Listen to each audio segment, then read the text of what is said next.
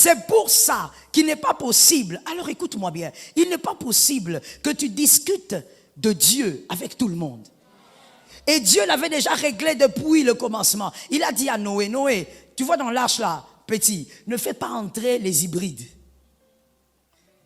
Ne fais pas entrer les hybrides. Fais entrer les animaux de même espèce. Qu'ils soient pareils. S'ils sont pareils, ils vont se comprendre. S'ils sont pareils, ils ont le même langage. S'ils sont pareils, ils ne vont pas se battre. S'ils sont pareils, ils ont la même vision. Est-ce que quelqu'un m'entend? S'ils sont pareils, ils ont la même vision. Quand la lionne marche avec le lion, ou on va dire se balade avec le lion, quand la lionne commence à courir, le lion commence aussi. Il n'y a personne qui va commencer à réfléchir. Qu'est-ce qui se passe ici? Ils ont la même vision. Ils se disent, si l'autre court, il faut que je cours d'abord. Enfin, je vais comprendre après. Mon frère, même dans la vie chrétienne, même en Jésus, on ne peut pas avoir n'importe qui pour ami. Tu ne peux pas prendre ton temps à discuter avec n'importe qui. Et si je veux dire quelque chose qui va te choquer, je te déconseille à la fin du culte de te mettre à prendre beaucoup de temps avec tout le monde.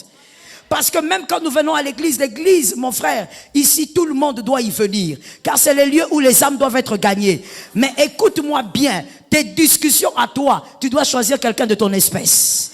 Celui qui connaît les dieux des profondeurs. Celui qui connaît le Dieu de la guérison. Celui qui connaît le Dieu qui fait disparaître les mbassous. Celui qui connaît le Dieu qui fait disparaître les mauvais sorts. Celui qui connaît le Dieu qui ressuscite les morts. Oh non, toutes les résurrections là sont fabriquées. Mon frère, faux. Jésus ressuscite les morts. Je te comprends. Que les élus me donnent un amen.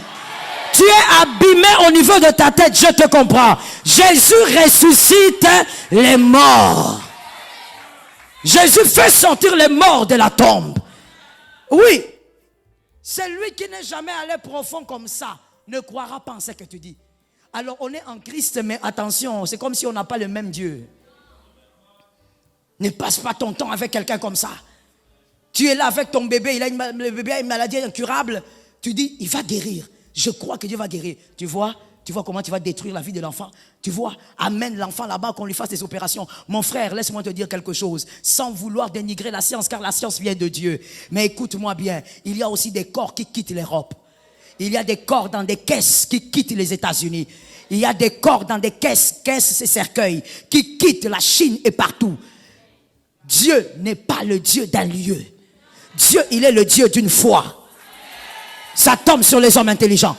Dieu est le Dieu d'une foi. F-O-I. Il n'est pas le Dieu d'un lieu. Le problème avec toi, la profondeur. Il peut guérir. Celui qui va profond, il a un autre langage. Celui qui est superficiel aussi, a un autre langage. Vous ne pouvez pas avancer ensemble. Celui qui est superficiel va regarder la situation et va dire, ah ça c'est pourri. Ça il faut laisser. Ça en tout cas, il faut penser à autre chose. Mais je vais informer à quelqu'un ceci. La pourriture, c'est le domaine de Jésus. Je comprends ceux qui ont dit amen et ceux qui n'ont pas dit amen. Ceux qui ont dit amen, les profonds. Ceux qui n'ont pas dit amen, bon. Je dis, la pourriture, c'est le domaine de Jésus. Est-ce que quelqu'un m'entend? Madame, écoute-moi bien. Lorsque ce n'est pas encore pourri, il va laisser au médecin de régler ça. Il a donné l'intelligence au médecin pour faire ça. Mais quand ça pourrit, conseil gratuit, quand une situation pourrit, ne jette pas la situation. Ne la mets pas dans le tiroir. C'est le domaine de Jésus.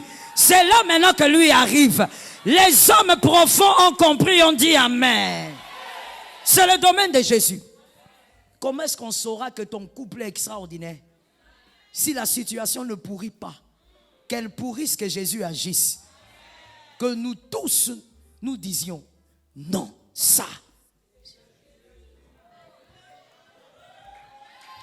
Est-ce que quelqu'un me capte? Laisse-moi parler, sinon je ne vais pas finir. Ne te contente pas de la surface. La révélation est pour ceux qui sont profonds.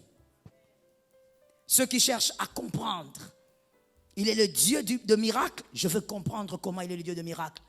Rappelez-vous, pour vous qui lisez un tout petit peu l'histoire du réveil de notre pays, rappelez-vous que le fameux Adi Nabala, C'est comme ça qu'il est devenu le fameux Haïdi Nabala, le père du réveil de cette nation.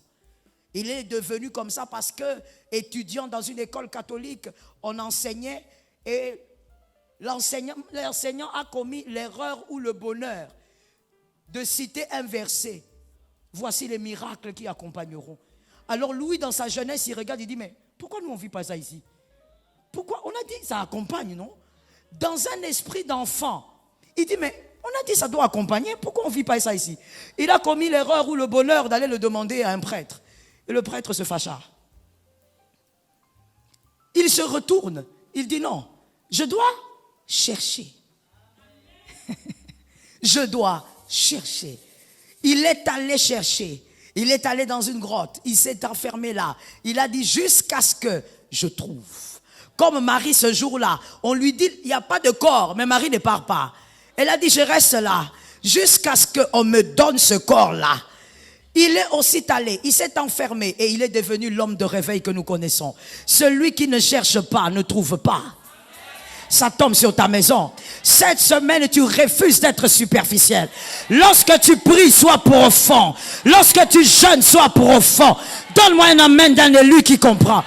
Lorsque tu lis la parole de Dieu, ne te limite pas à lire, cherche. On a dit qu'il est le Dieu des alliances, cherche. Seigneur, tu es le Dieu des alliances, alors tu seras mon Dieu. Je veux vivre ceci et cela, que mes enfants aussi le vivent. Va au-delà de ce qui est écrit. Est-ce que quelqu'un m'entend? Dieu est tellement merveilleux que voilà pourquoi il est écrit, il est le consommateur de la foi.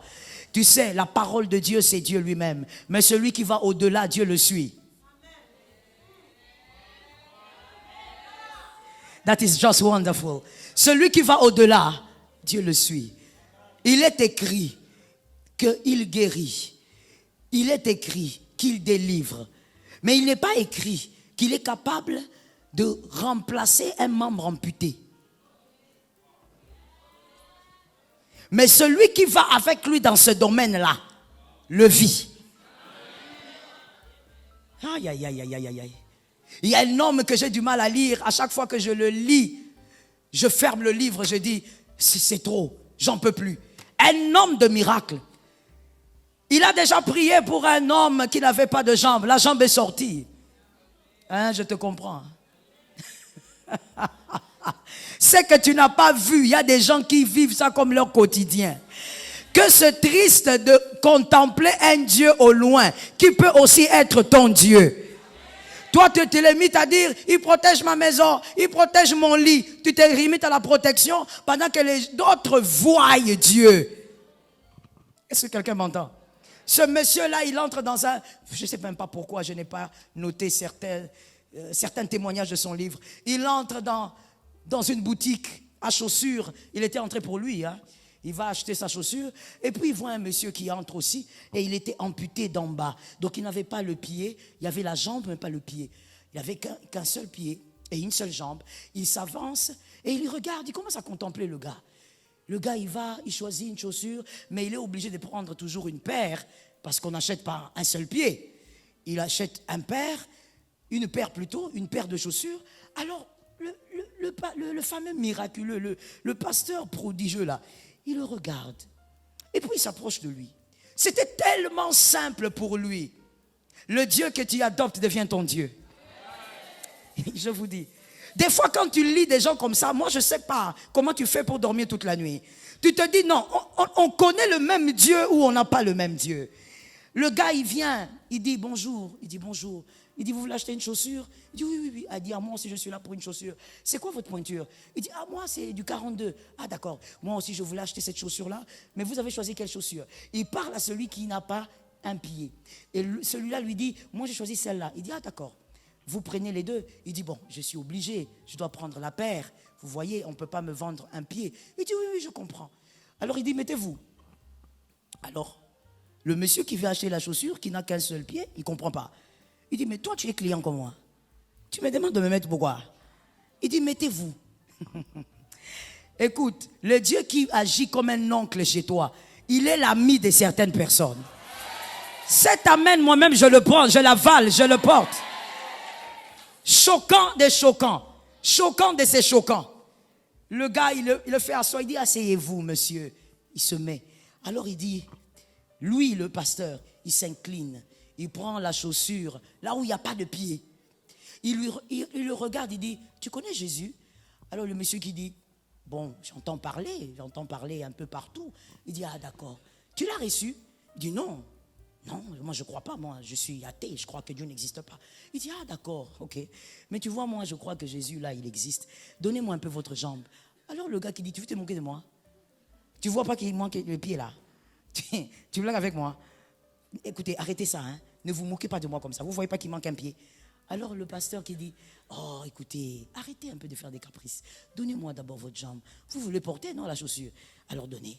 Il lève sa jambe là qui est amputée et puis il lui dit, Jésus guérit et restaure. Pendant qu'il parle, le gars, il ne comprend pas, il sent une douleur. Il dit, qu'est-ce que vous faites à mon pied? Laissez un peu mon pied, j'ai mal. Il dit, d'accord, vous voulez que je laisse votre pied? Je te dis, moins de 5 minutes. Le gars qui dit, ok, je laisse ton pied, regarde.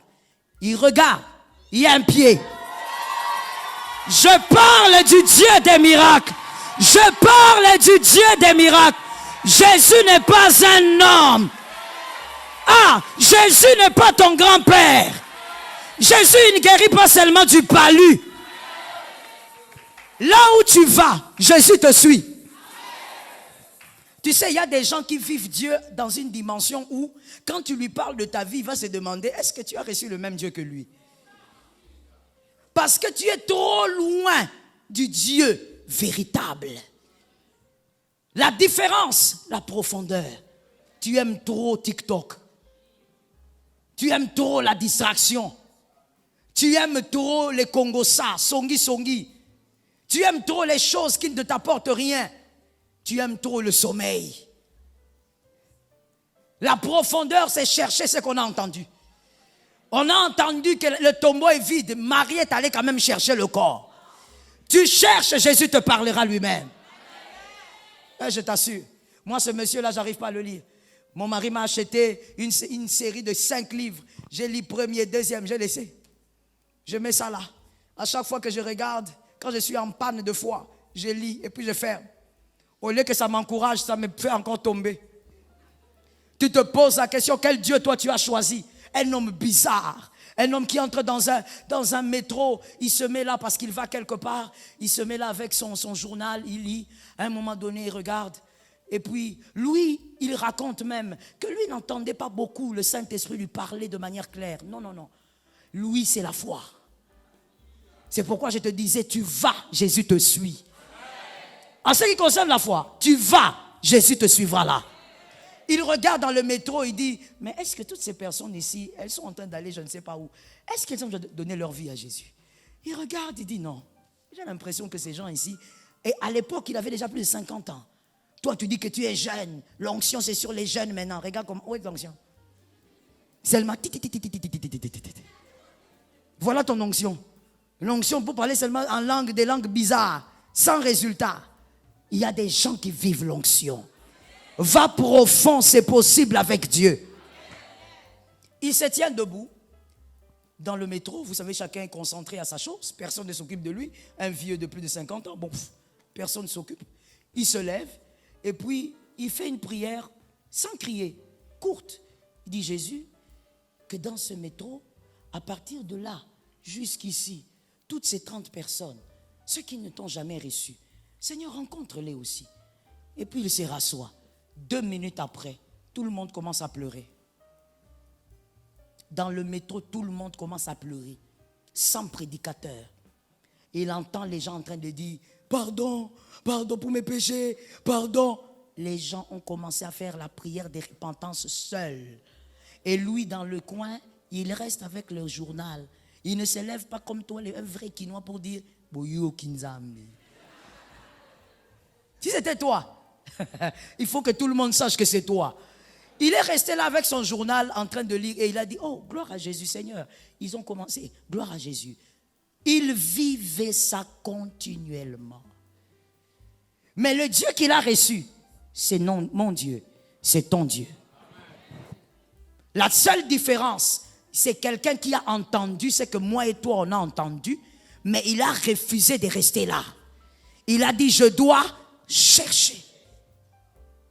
Comment toi tu es dans la famille? On vient dans ta famille par un sorcier. On prend un bébé, on tue, on part. On t'arrache l'enfant. Toi tu es là. Mon Dieu, où est le Dieu qui est ressuscité? Va profondément. Tu es plus mystérieux que les sorciers. Je répète ça. Tu es plus mystérieux que les occultes. C'est-à-dire dans ta famille, quand les sorciers te voient, ils doivent avoir peur de toi. Va profondément. Où sont les Élis de famille qui se lèvent, qui disent sinon à ma parole, personne ne va encore tuer quelqu'un ici? Où sont les Élis de la famille? Où sont les Élisées de la famille? Des gens qui sont allés profond. Pas des gens à qui on dit, tu ne veux pas me donner le poisson salé? Non, Oliayo. Et tu es en train de trembler parce que l'oncle a dit, va te bouffer. Quel Dieu tu as choisi? Pourquoi tu es superficiel? Ne sais pas-tu que les superficiels sont attachés à ce texte? Cette écriture qui dit, ne savez-vous pas que vous êtes des dieux?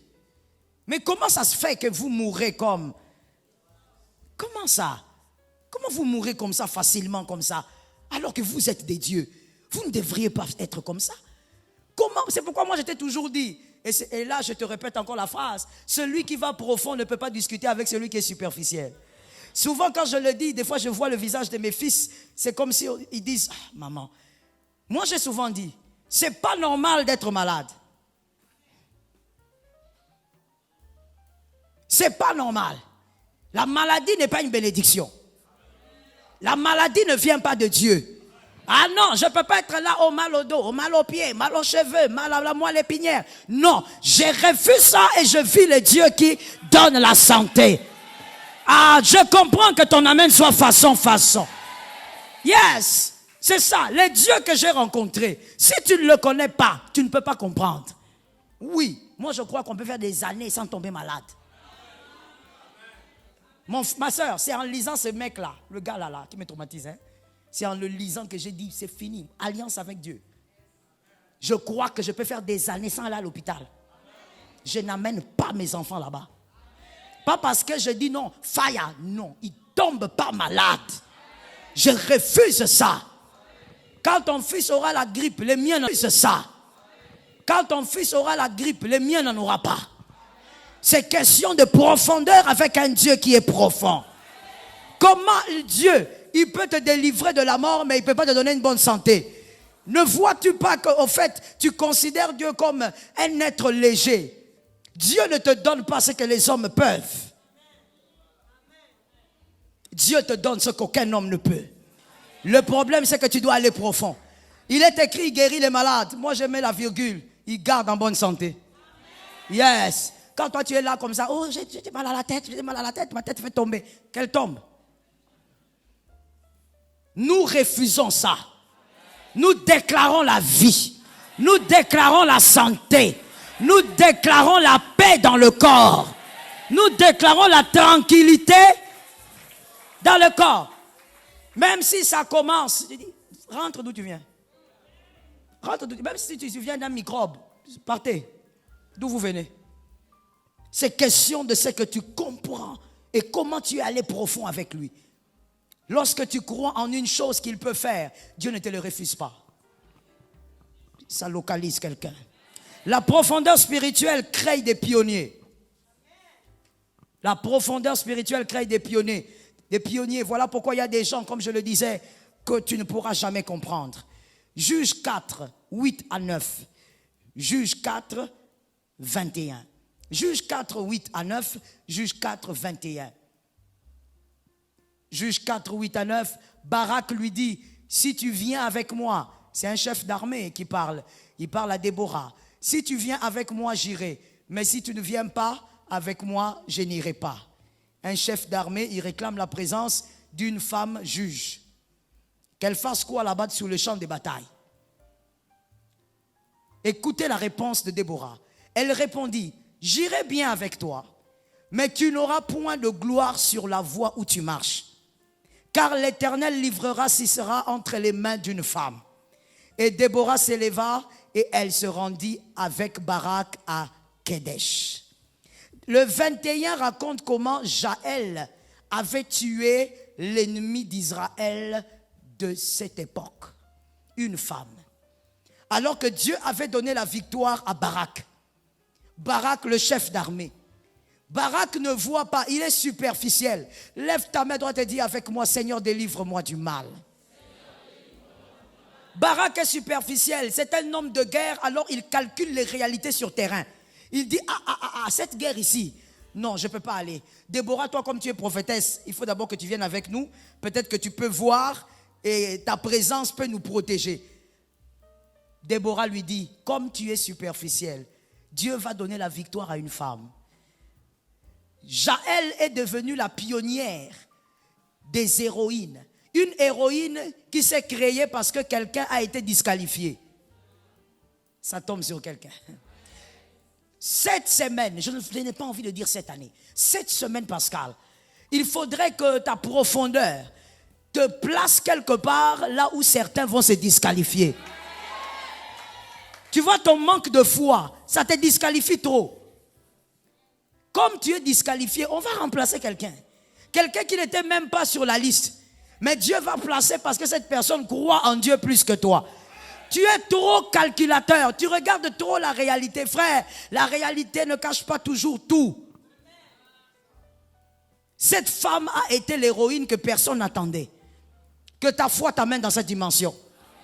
Que tu sois l'héros, l'héroïne que personne n'attend. Parce que quelqu'un n'a pas cru, toi tu crois pour toute la famille. Ça tombe sur un héros qui est ici. La profondeur spirituelle crée des focalisés. La profondeur spirituelle crée des focalisés. Comme Élisée. Ça crée des focalisés. Élisée avait compris qu'il devait aller plus loin que les autres fils de prophètes qui étaient avec lui. Écoute-moi pendant quelques minutes sur ce point. Les fils des prophètes prophétisaient. Ils avaient leur école. Et là-bas, ils prophétisaient, ils s'exerçaient à la prophétie. Ils ont même dit à Élisée, Élisée, on a une prophétie pour toi. Tu sais que ton gars, il part aujourd'hui. Dieu va enlever ton maître. Élisée a dit, calmez-vous, je sais. Eux prophétisaient, Élisée ne prophétisait pas.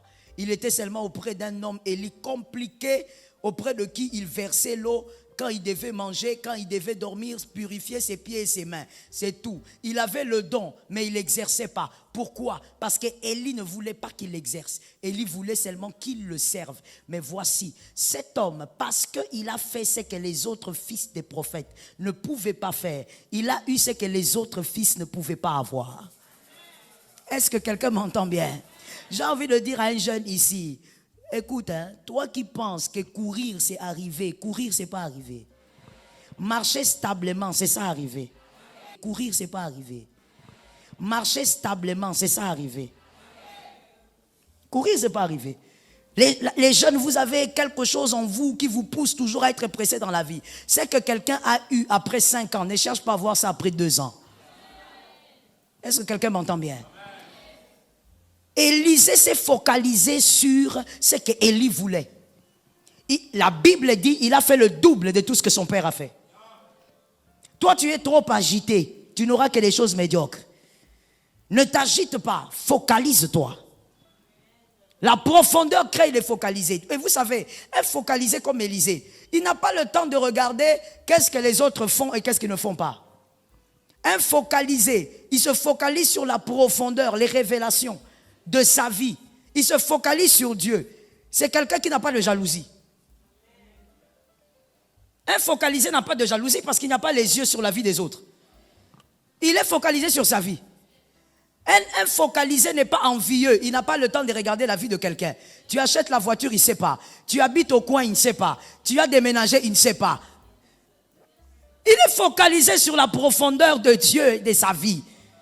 Donc en lui, il n'y a pas de jalousie. Tu sais toi pourquoi tu es jaloux? Tes yeux sont partout. Radar.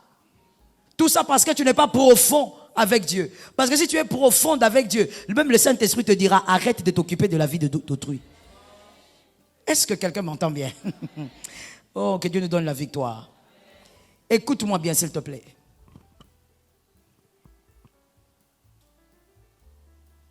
Lorsque tu es infocalisé, tu ne méprises aucune gloire.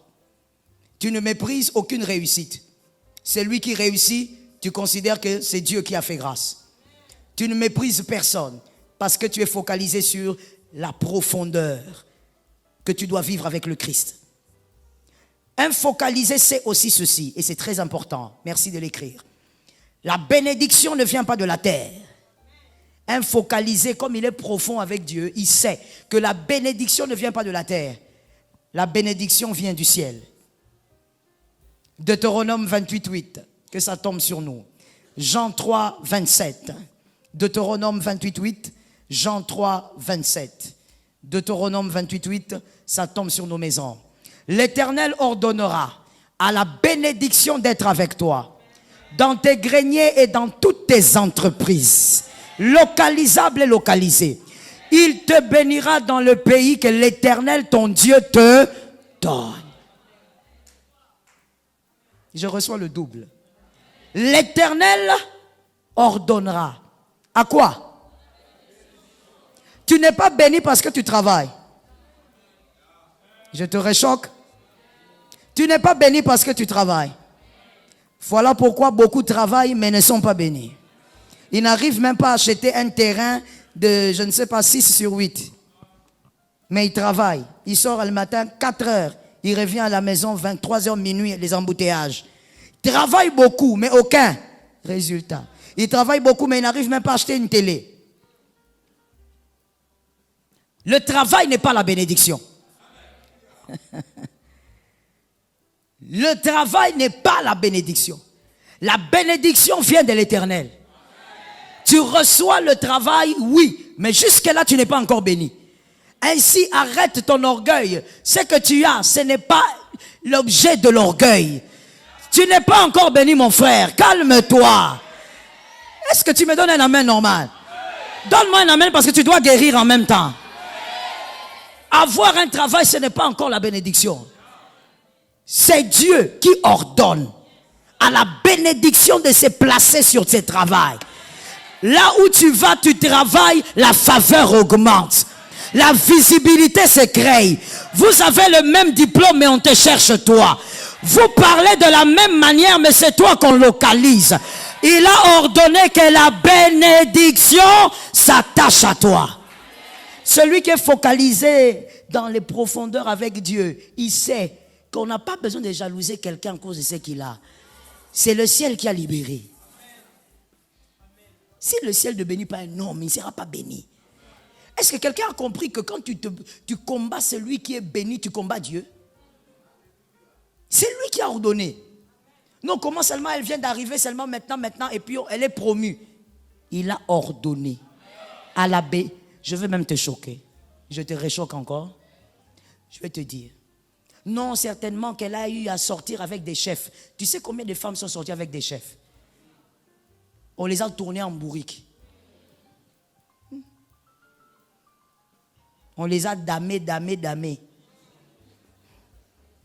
Je peux même ajouter comme un quinoa au fêlé. Tu sais combien? Toi, tu crois que c'est facile comme ça, quoi? Tu viens juste là, tu donnes ton corps et puis on te prend, on commence à te faire monter, promotion. Qui t'a dit ça? Ce sont des réflexions populaires. Tu sais combien de femmes ont été, elle a été humiliée, elle a pleuré tous les larmes de son corps. Elle est entrée dans 4-5 bureaux, rien. Arrête de voir le mal lorsque Dieu agit.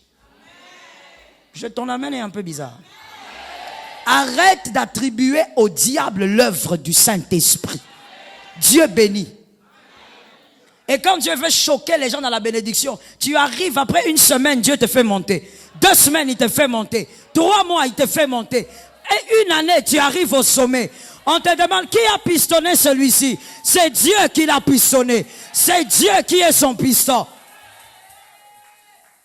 Frère, la bénédiction ne vient pas de la terre. Ainsi nous disons, le ciel est favorable. Sa bénédiction ne vient pas d'ici. Oh non, recommandation. Papa, recommandation là, si le ciel ne parle pas, ton dossier va rester sur la table. Il y a des gens, et puis je veux que tu sois délivré aussi de cette pensée, hein, s'il te plaît. C'est important parce que sinon tu resteras médiocre. N'oubliez pas que c'est la vision de la vie qui rend grand. Oui, ce n'est pas le papa qu'on a eu ou bien les gens qui vous ont soutenu. C'est la vision qu'on a de la vie qui vous rend grand. Arrête de croire. Tu es là, tu cherches du travail, tu dis, ah, de toutes les manières, on ne me prendra pas. Comment on dit ça en lingala? C'est difficile. Ah, moi, je ne suis pas de leur tribu. Frère, si Dieu est avec toi, ce n'est pas question de tribu. Hein? Oh non, là-bas, ils prennent seulement leurs cousins, leurs oncles. Frère, si Dieu te donne l'ordre d'être béni, on te prendra, on te mettra là. Est-ce que je peux choquer quelqu'un? Est-ce que je peux choquer quelqu'un? Au milieu là, même si les gens parlent en kikongo, toi tu parles en une autre langue, on ne te comprend pas. On dit, toi tu viens d'où? Ils sont entre eux, mais toi tu te retrouves là. Pourquoi? C'est l'Éternel qui ordonne la bénédiction. Arrête de croire que la bénédiction dépend de la terre. C'est l'Éternel qui ordonne. Il n'y a pas de place pour la jalousie. Tu vois le beau mariage là, c'est Dieu qui lui a donné. C'est tout. Non, mais elle ne mérite pas. Ce n'est pas question de mériter. C'est Dieu qui a décidé. Si ce sont des mérites, ici là, personne ne mérite rien tel que nous sommes. Nous sommes dans la semaine pascale, mon frère. Personne ne mérite rien sans la croix. Personne. Qui mérite quoi? Avec le vilain caractère là qu'on a. Qui mérite quoi? Personne ne mérite. Jésus a fait grâce. Si Jésus fait grâce, il a fait grâce. On ne se bat pas avec la grâce. Écoute-moi, je vais te donner une stratégie intelligente. Ça, c'est pour les gens intelligents. Et ça, j'ai vu même certaines personnes ne pas être forcément chrétiennes, mais elle est juste futée. Elle est intelligente, elle a compris ça. Comment toi, chrétien, tu ne comprends pas? Tu sais, dans la vie, hein, quand tu vis et que tu as une vision de grandeur, tu vivras avec des grands, tu feras des grandes choses. Écoute, quand Dieu est avec quelqu'un, ne le combat pas. Deux attitudes. Soit tu t'éloignes, soit tu te soumets. C'est tout. Quand Dieu est avec quelqu'un, ne te complique pas la vie. Parce que si tu cherches à étrangler celui que Dieu bénit, son Dieu va t'étrangler. Maintenant, Dieu, comment il est des fois compliqué? Quand il veut t'étrangler, il ne va pas te toucher au cou comme les sorciers. Dieu va t'étrangler par la bénédiction qui va commencer à déverser de l'autre côté. Toi, tu souffres, lui, il est béni. Toi, tu souffres, lui, il est béni. Tu le critiques, lui, il est béni. Tu te demandes c'est quoi, il continue à être béni. Tu dis la maison là, il a volé, il achète une deuxième, il achète une troisième, il achète une quatrième. Ça tombe sur celui qui a la foi et celui qui est profond, celui qui est guéri de la jalousie. La deuxième écriture, c'est Jean 3, 27. La bénédiction ne vient pas de la terre. Jean-Baptiste a dit, un homme ne peut recevoir que ce que lui a été donné. Tout ce que tu as, c'est le ciel qui a libéré. Si le ciel ne libère pas, il n'aura pas. Aide-moi à regarder ton voisin, dis-lui que Dieu te bénisse encore. Localise un autre voisin, dis-lui, cette année, sois béni plus que moi. Il y a quelqu'un qui a diminué sa voix à ce moment-là. Sois béni plus que moi. Mon frère, ça ne dépend pas de toi. Ainsi, un grand a dit, la victoire n'appartient pas. Oh mon Dieu, je croyais que les lecteurs de la Bible étaient là. Un homme puissant a dit, la victoire n'appartient pas aux agiles. Ça n'appartient pas aux agiles. Oh non, moi je suis capable, moi je suis ceci. Calme-toi. Tout dépend des temps et des circonstances. Celui que Dieu fait grâce dans la saison, c'est sa saison. Ne le combat pas. Je veux même te dire, profite même de la saison de celui que Dieu bénit. Ça localise quelqu'un quelque part. Écris, on va finir. La profondeur spirituelle crée des hommes de miracles. Yes. Ça crée des hommes de miracles. Et les hommes de miracles sont les hommes d'obstacles. On ne peut pas dissocier ces deux choses, miracle et obstacle. La profondeur spirituelle crée des hommes de miracles. Plus tu es profond avec Jésus, tu vivras des miracles. Même si tu ne le demandes pas, tu vivras des miracles. Est-ce que quelqu'un me capte? Moi, je déclare souvent, je prie même pas, je déclare, je dis Seigneur, Qu'est-ce que j'ai fait? Seigneur, délivre-moi du mal. Oui, mon frère. Je dis, Seigneur, j'ai fait quoi? N'est-ce pas que nous déclarons toujours que ton fils sera meilleur que toi? N'est-ce pas? L'écriture même le dit, n'est-ce pas? Ta fille doit être meilleure que toi. Ma soeur, moi des fois je regarde, je dis, Seigneur, la phrase là m'a raté ou bien? Moi-même je me demande, m'a raté. Pendant plus de 7 ans, ma mère, comme elle était infirmière, elle rentrait très tard le soir. À l'époque là où on habitait, les taxis n'arrivaient même pas. Il n'y avait même pas de moto. Donc les taxis n'arrivaient pas. Elle rentrait toujours très tard, 23 heures. Mon père était en train de faire son doctorat au Nigeria. Donc on était resté avec maman. Elle rentrait très tard. C'est elle qui tenait la maison. C'est elle qui travaillait. Toujours tard. Mais pendant plus de 7 ans, tous les soirs, elle rentrait avec Jésus. Physiquement. Physiquement. Elle causait avec. Il lui a parlé. À l'époque, j'avais un frère qui était très malade. Il lui a dit, tu vois ton fils là, il ne mourra pas. Il va grandir. À l'époque, quand elle nous racontait ça, c'était comme des chimères. On regardait notre frère qui avait à peine la capacité de respirer. Quand il commence à souffrir, c'est toute la maison qui reste debout. On regarde, on dit comment ça va se faire? Tous les soirs, elle rentrait. Et quand elle revenait, elle nous disait, elle nous faisait asseoir. Vous, toi aujourd'hui, tu as fait ça pourquoi? Maman, qui t'a dit? Toi aujourd'hui, pourquoi tu n'as pas fait ça? Jésus lui a tout raconté. Je ne dis pas imaginaire, je ne dis pas un feu. Non, non. Un soir, elle me dit, j'avais 12 ans. Elle me dit, viens, tu m'accompagnes. Dans le quartier, il n'y avait pratiquement presque pas des maisons à l'époque. On se promène et puis elle dit, on va acheter quelque chose au coin ici. Il était 18 heures. Et sur l'avenue, il n'y avait pas de lampadaire, pas de lumière comme aujourd'hui. Et on se baladait. Il faisait très noir. Et là, elle me dit, Joël, regarde. Non, elle m'appelait Mukumbi. Elle me dit, Mukumbi, regarde à gauche. Je regarde, je vois un feu. Un feu.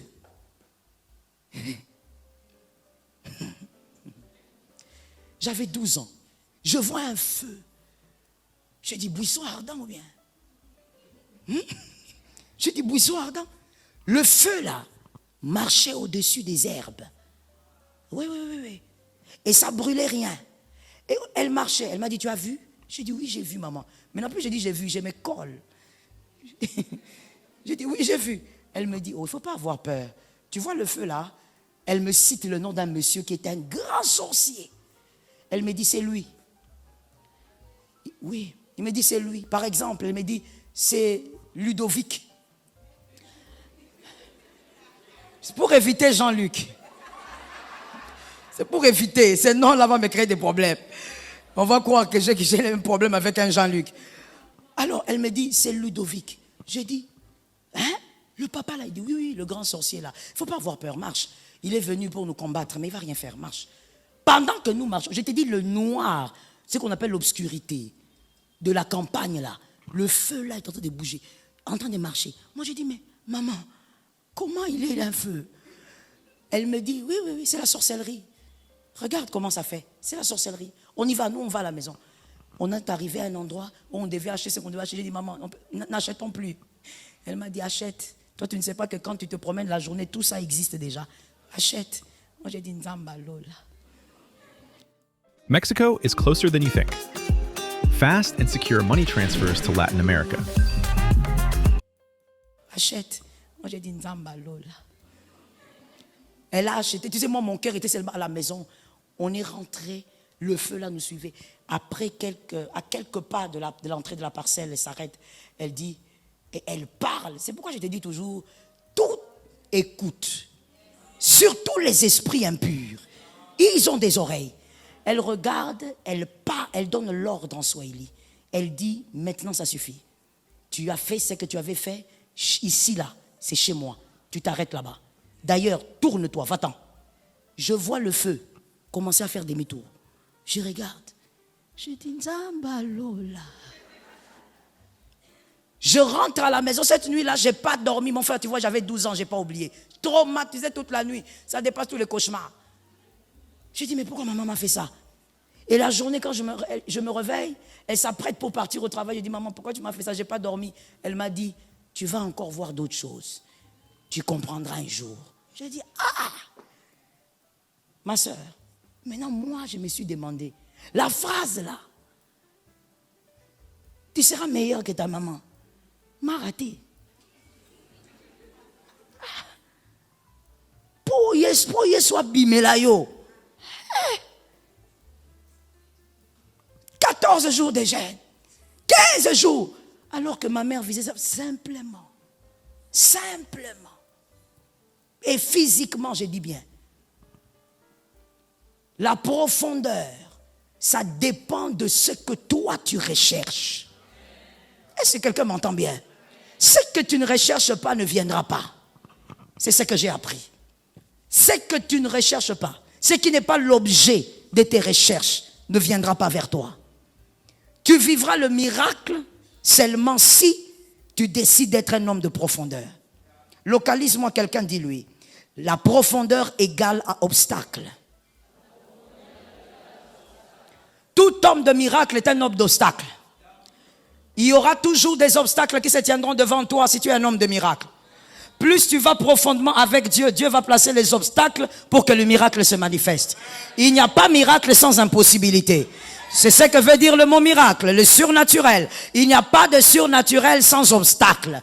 Alors je dis à quelqu'un ici, arrête de te plaindre que tu es toujours combattu par les obstacles. Si tu es un homme de miracle, l'obstacle doit s'imposer. Écoute-moi maintenant bien. Chaque obstacle annonce ta prochaine destination. Ne rate pas ta prochaine destination. Lorsque l'obstacle arrive, charge l'onction, recharge la foi et manifeste afin que tu ailles à la prochaine destination. Ça tombe sur ta tête au nom de Jésus. L'ours n'était pas venu pour que Goliath, pour que David l'achève. L'ours était venu pour préparer David à Goliath. L'obstacle d'aujourd'hui te prépare à l'obstacle de l'année prochaine. Lorsque tu vas le vaincre, tu vas de l'autre côté. Est-ce qu'un homme profond a reçu cette onction? Je t'interdis de pleurer devant l'obstacle. Tu sais, quand tu n'es pas profond avec Dieu et que tu vis quand même beaucoup d'obstacles, il y a 2 langages de Dieu. Le premier langage de Dieu, c'est que tu es un homme profond. Arrête d'être distrait. Toi, tu n'es pas profond, mais tu as beaucoup de problèmes. Tu n'es pas profond, mais tu as beaucoup d'obstacles. Dieu veut te dire, tu n'es pas à ta place. Tu es un homme profond. Rentre dans la profondeur. S'il y a beaucoup d'obstacles dans ta vie, cherche maintenant la profondeur spirituelle. Est-ce que quelqu'un m'entend? Et le deuxième langage aussi, quand tu as trop d'obstacles dans ta vie et que tu n'es pas profond, mais tu as quand même beaucoup d'obstacles, Dieu est en train de te dire, il est temps maintenant que tu reçoives une nouvelle onction pour une autre destination. Ça localise quelqu'un. Je dis à une personne que Goliath ne tombe pas parce que tu as la foi aujourd'hui. Que Goliath tombe parce que l'ours a déjà rechargé ta foi. L'obstacle de cette année n'est pas un problème. Tu vas renverser cela, sois profond simplement avec Dieu. Est-ce que quelqu'un m'entend bien? Est-ce qu'il y a quelqu'un qui croit ici qu'il mourra par cet obstacle?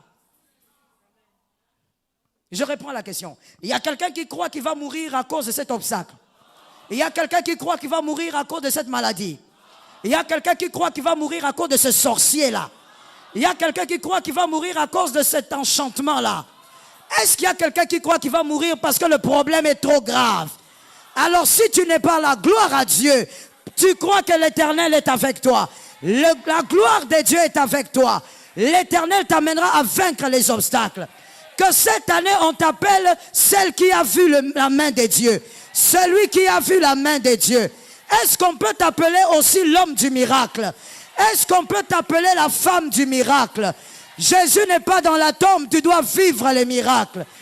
Est-ce que les hommes peuvent te chercher pour dire comment ça s'est passé? Et toi tu leur diras, je ne sais pas. Tout ce que je sais, c'est que je suis libre. Localise-moi 2 personnes, dis-leur, nous irons profondément avec Dieu. Non, tu n'as pas bien parlé, mon frère. C'est une déclaration prophétique. Dis à quelqu'un d'autre, nous irons profondément avec Dieu. Avec Dieu. Alors lève ta main droite, laisse-moi dire ceci sur ta tête. Au nom de Jésus de Nazareth, que toute forme de négligence s'éloigne de toi. La négligence diabolique là qui t'attrape. Tu as décidé d'aimer Dieu, de lire beaucoup la parole et tu commences à procrastiner. Je vais lire demain. Je vais lire ce livre-là demain. Je déclare au nom de Jésus que la négligence te quitte. Sois un homme de décision. Sois une femme de décision. Deuxième déclaration prophétique.